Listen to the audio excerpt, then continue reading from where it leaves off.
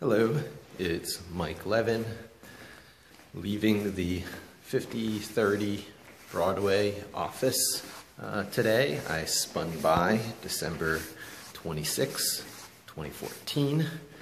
It's my final days or perhaps weeks in this office. I gave notice that I'll be giving it up, I guess for financial reasons. I'll figure out what to do with Code with Mike Fridays as I go. Public libraries are a possibility. And I thought I'd talk a moment today about the nature of the tools that I put into the thing I call the short stack, the stuff that all gets built under a Linux instance. And that's it's already Linux. You know, Linux on its own is tiny core Linux, a very odd distribution. And any one of these components I mention could be the whole subject of its own video or tutorial or book or career for that matter. Tiny core is such an unusual distribution, with the guy who was in part responsible for a very popular tiny distro called DSL, or Damn Small Linux, broke off and did his own thing, bringing in the best principles that he developed, helping with Damn Small Linux, which became sort of a repeated dead end, although it's still the most popular one you find when you go searching for tiny Linux distros. But the other parts of the short stack are Python, Vim, and Git. And I talk plenty about Python. It's probably the most controversial piece in that languages are a personal preference sort of thing. I happen to think Python is best, even though it has its own rough edges. It is equally accessible and useful and approachable by a newbie as it is useful to pros, especially in how it relates to both the C programming language and Unix/Linux, in that it is API compatible, shall we say, and that means you can write your programs in Python and then selectively swap out chunks in optimized compiled C code. And that makes it almost like a framework or a glue language for C programming. And it's also quite popular under Unix and Linux. Not quite as popular as Perl, which is included by default with almost every Linux desktop distribution, because so many install scripts in the Unix and Linux world use Perl. But Python is gaining some traction. It's often part of the default installs. And that brings us to the other two components, which are, I use the term pee in the pool of tech. Once it gets in there, it's not coming out without draining the entire pool, which isn't going to happen with Linux and Unix. There's a text editor that frustrates people, drives them away, has been accused of causing insanity, is referred to as the editor of the beast in the Great Text Wars because its name is VI, and that's 6, so the joke is 666 VI, VI, VI.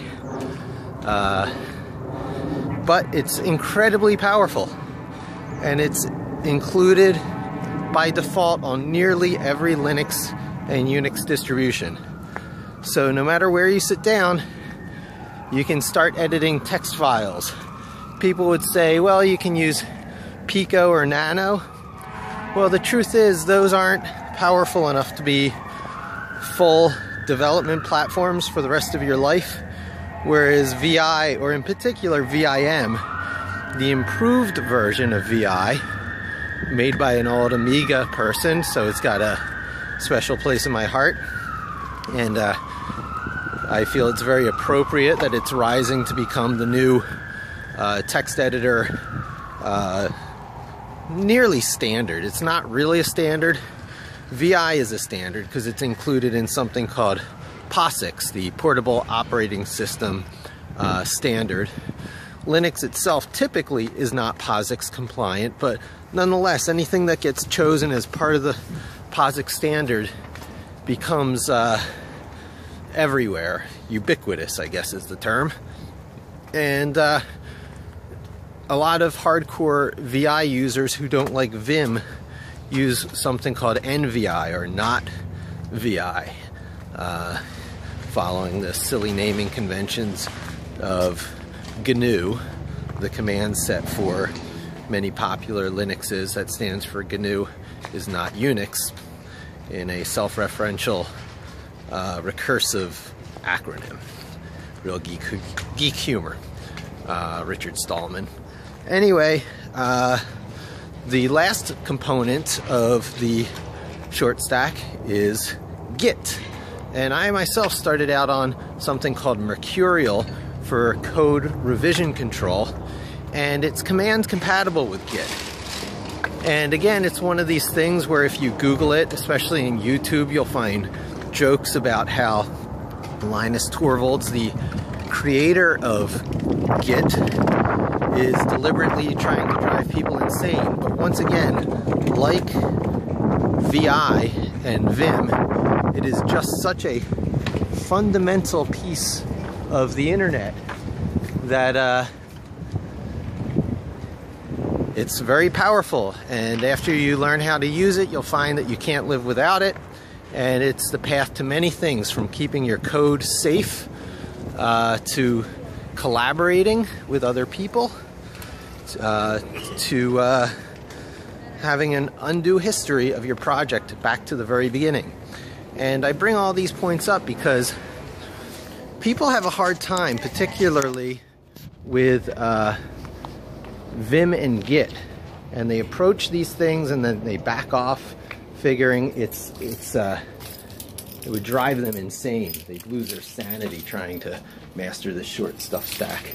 And I'm here to show that just an average guy, not a career programmer, someone who uses programming in the course of doing his work, but not as his main job, can in fact master Linux, Python, Vim, and Git, particularly in how, if you choose not very much more than that as your sort of backup plan for your programming throughout your career, you can achieve a true level of mastery that is usually only achieved on things like musical instruments, martial arts, typing on a keyboard, things where physical memory kicks in and you don't have to think about the basics for doing more advanced stuff, and all that excess capacity can get funneled into the new stuff you're doing that you've never had to think about before. Anyway, that's my video for today. Hope you enjoyed it, and thanks for joining me. And don't forget to subscribe and refer someone to these videos if you think they need to hear them. I'll find a smoother way to say that.